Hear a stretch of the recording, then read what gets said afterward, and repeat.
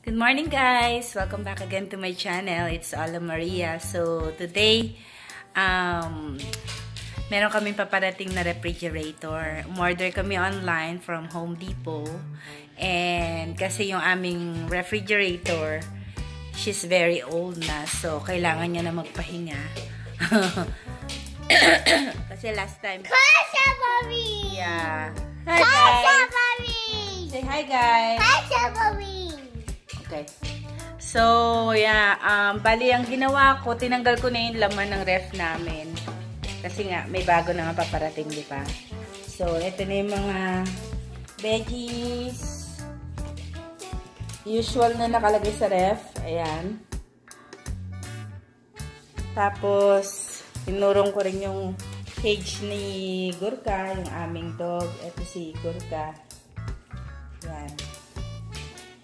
So, lahat ng mga meats and other vegetables nakalagay na rito sa cooler para ma-maintain yung lamig. And ito pa yung mga items na nakalagay sa fridge namin. Not this one, version yun. So, dito lang. Ayan. Yung mga nakalagay pa sa fridge. So, yan na nga. Ito, magpapahinga na siya. Nilinis ko yung kahapon. Para naman hindi nakakahiya dun sa mag-pick up ng ref. Ayan. Maganda pa siya. Actually, gumagana pa siya. Kaya lang mahina na. Naaburido yung asawa ko. Yan, bigla siya umorder online.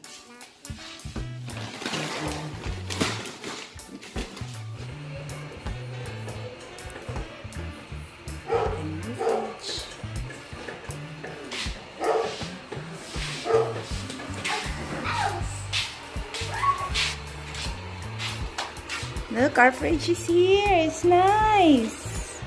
It's nice. Take away our old fridge, and that's our new one.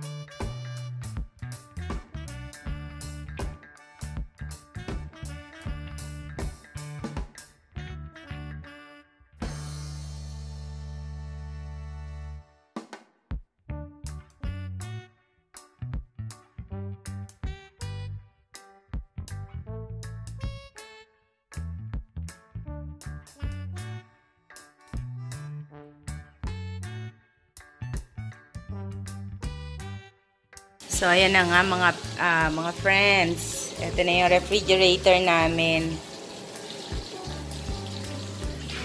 Yeah. So, ito siya. I just bother of the sounds na parang may tumitik-tik pag when I open it. I don't know what is that.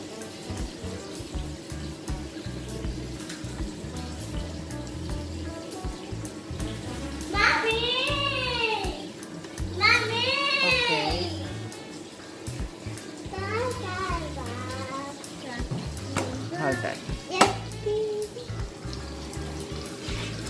Tapos nagluluto ako ng salmon. Yeah. Pina-fried ko lang. 8, 5, 9, 7, 4, 4, 3. Good job, Noah. High five.